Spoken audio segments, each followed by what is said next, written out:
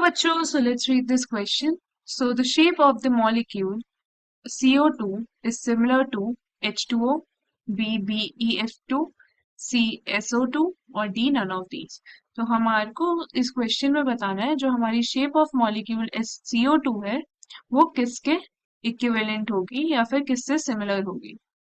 तो अगर हम इस क्वेश्चन के की कॉन्सेप्ट की बात करें, then first of all we should know what is hybridization, क्योंकि हम हाइब्रिडाइजेशन के हेल्प से अपना स्ट्रक्चर या फिर शेप निकालते हैं.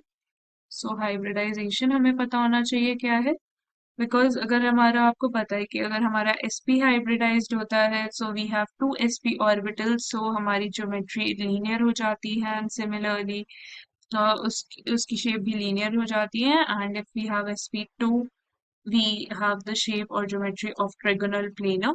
सो हाइब्रिडाइजेशन का कॉन्सेप्ट हम यूज करते हुए इस क्वेश्चन को सॉल्व करेंगे. So if we talk about CO2 over here, जो हमारा CO2 है it is sp hybridized. It is sp hybridized because इसमें पहली बात तो इसका सेंट्रल कार्बन एटम है and it is forming double bonds with 2 oxygen atoms and उसके कोई भी लोन पेयर्स नहीं है. So the resulting bond angle becomes और the resulting bond angle becomes linear 180 degrees.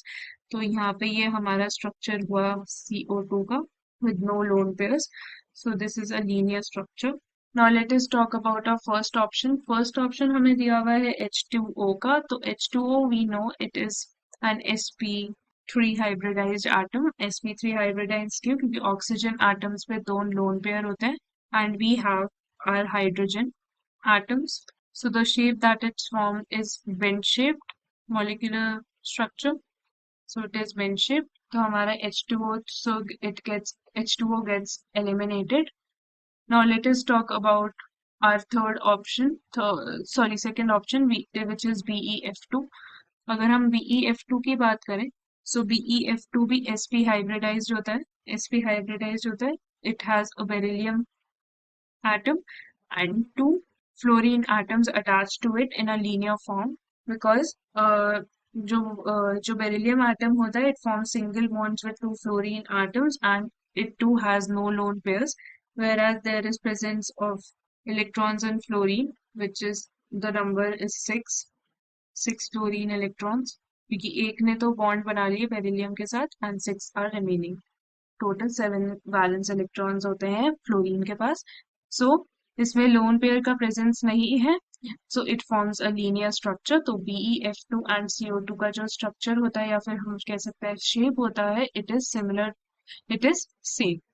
And if you talk about option C, एक बार सी की भी बात कर ही लेते हैं. अगर सी ऑप्शन की बात करें, सी ऑप्शन में हमें दिया हुआ है SO2 की अब हाइब्रिडाइजेशन की बात करते हैं तो it is sp2 hybridisation. sp2 कैसे हाइब्रिडाइजेशन?